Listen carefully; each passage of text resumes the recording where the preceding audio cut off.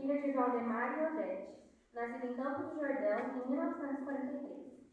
Desde seu nascimento, sempre morou em Campos do Jordão. Em São Paulo, trabalhou no escritório da Armico, Industrial e Secretaria da Justiça, sempre vindo a Campos do Jordão aos fins de semana. De 1965 a 1979, trabalhou no posto fiscal do Estado em Campos do Jordão e também foi o primeiro secretário da mesa da Câmara Municipal de Campos do Jordão de 1977 a 1978. Na sequência, gerenciou por 20 anos a Companhia Energética de São Paulo, CESP. Já aposentado, trabalhou por 12 anos na Unimed, Campos do Jordão, na área jurídica.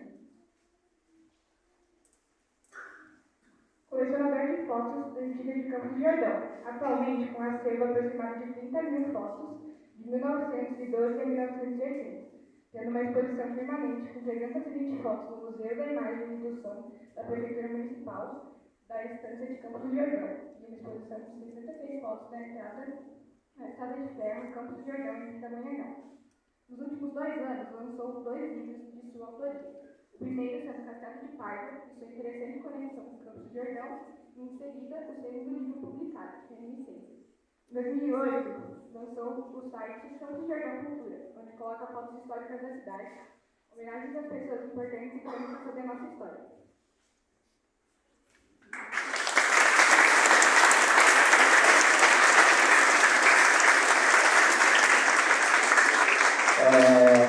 Dando continuidade, então, às nossas homenagens, gostaria de chamar a Ana Lúcia, filha, para fazer a entrega de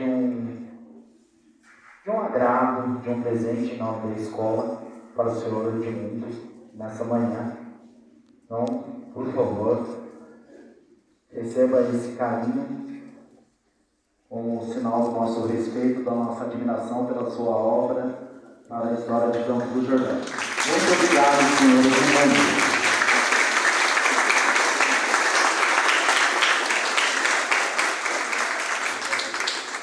Escolhemos homenageá-lo em nossa 8ª mostra fotográfica, O Lugar Onde Moro, pela sua notável contribuição no campo da iconografia histórica de Campos do Jordão, e que tem sido essencial para valorizar a cidade, além de criar um legado importante para as gerações futuras. Muito obrigado, senhor Edmundo. Salva de palmas para ele.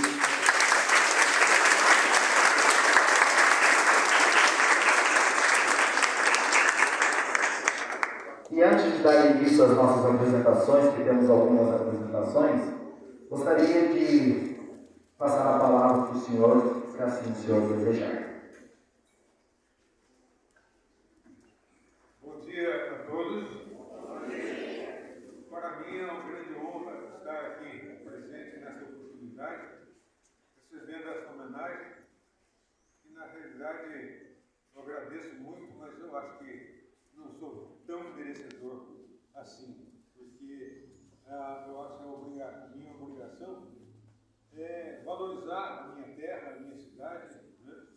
E valorizar a sua história e a sua cultura. Né?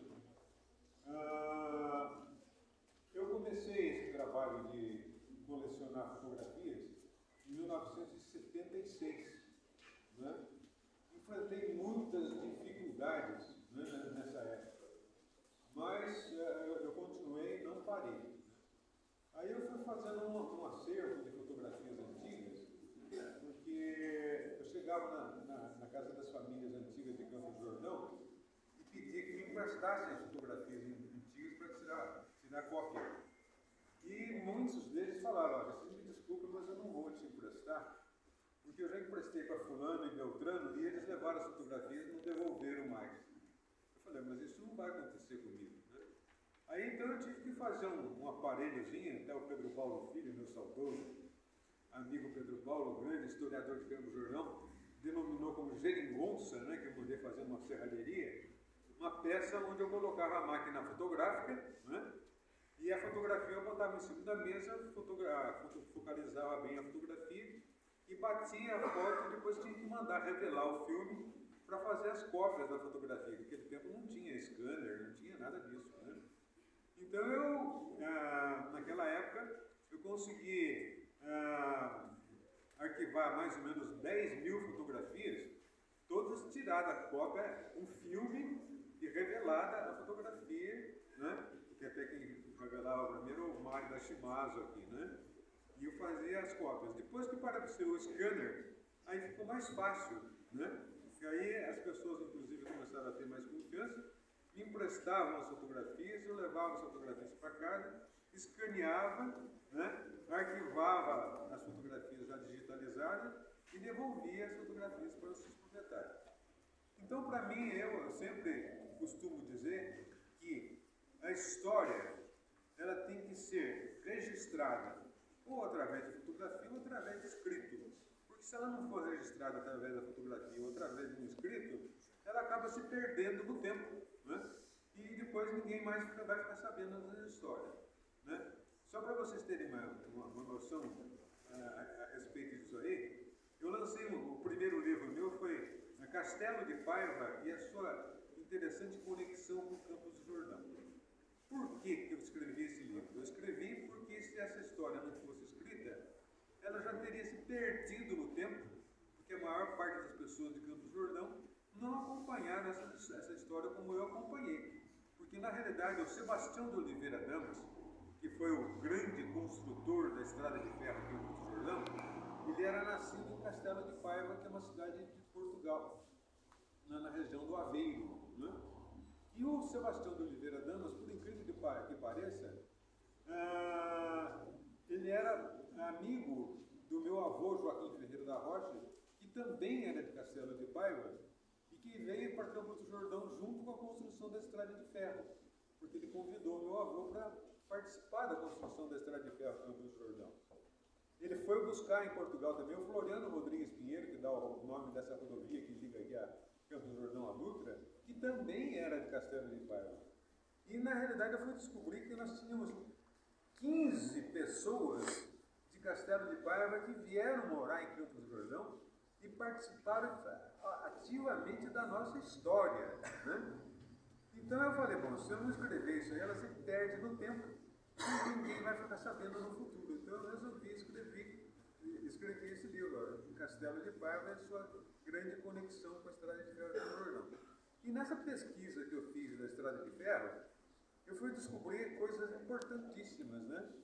Porque eu achava, né, na minha família, eles falavam que o Sebastião de Oliveira Damas era amigo do meu avô, Joaquim Ferreira da Rocha. E eu fui descobrir que, na realidade, eles eram primos.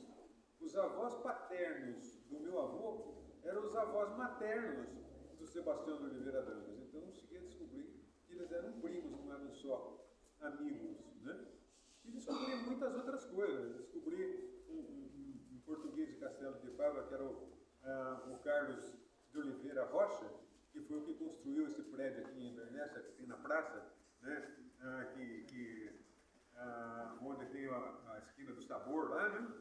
Aquele prédio ele construiu, mas só tinha essa informação dele também, não tinha nada mais a respeito dele.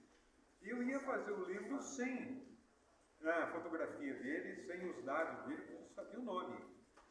Aí, passado uns 6 meses, eu recebi um e-mail de um amigo do Rio de Janeiro, ele mora nos Estados Unidos, ele morava em Pindamonhangaba. E ele mora nos Estados Unidos. Ele me mandou um pedido através de e-mail se eu conhecia a dona Olívia Oliveira Correia. E eu nunca tinha ouvido falar dessa Olívia de Oliveira Correia, né? Aí, passados uns dias, ele me mandou o documento que ela veio de Portugal para o Brasil, e eu fui descobrir que essa Olívia de Oliveira Correia, ela era irmã desse Carlos de Oliveira Rocha, que construiu o prédio aqui em Inverness, né? E eles eram irmãos, né? Aí, passados uns dias, ele me mandou também o documento da vinda do Carlos de Oliveira Rocha de Portugal para cá. Então, aí apareceu a fotografia do Carlos de Oliveira Rocha e toda a informação a respeito da vida dele. Aí eu fui descobrir coisas importantíssimas, que eles eram parentes também, né? Daquele pessoal do açougue do Aércio, do seu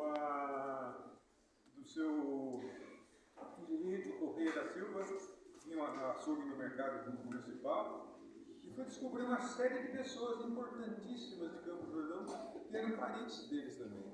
Então, se eu não tivesse escrito esse livro, nós teríamos perdido toda essa história.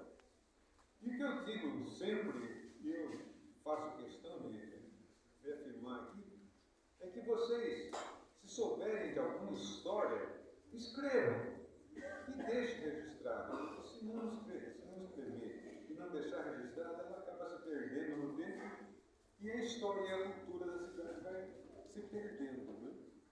Então é isso aí. Eu sinto muito orgulho, né, de ter feito isso daí, né, e continuo trabalhando nesse aspecto. Eu lancei agora recentemente um livro com 215 crônicas chamado Reminiscências, onde tem 215 histórias de fatos e pessoas que fizeram um pouco da história de Campos do Jordão. Eu tenho material pronto para fazer mais 3 livros. Já estou procurando ver se eu consigo até o final do ano lançar mais um. Tem um livro que eu quero lançar, que esse daí eu acho que vai fazer muito sucesso. Eu vou falar só de histórias do nosso Colégio Estadual e Escola Normal de Campos do Jordão, o SEMI, dos professores, dos alunos, dos casos acontecidos na escola, né? E eu tenho a impressão que isso é importante também, porque é o primeiro colégio que nós tivemos em Campos do Jordão. E se essa história do colégio também não estiver escrita, registrada, ela acaba se perdendo no tempo. Então esse livro está praticamente montado, eu preciso montar o resto do livro, porque cada história que eu conto, eu quero colocar uma fotografia, pelo menos, para identificar essa história. Tem um outro livro que eu estou querendo lançar, mas esse aí já é um livro mais particular, são histórias da minha família, aqui em Campos do Jordão. Porque meu avô, ele chegou junto com a construção dessa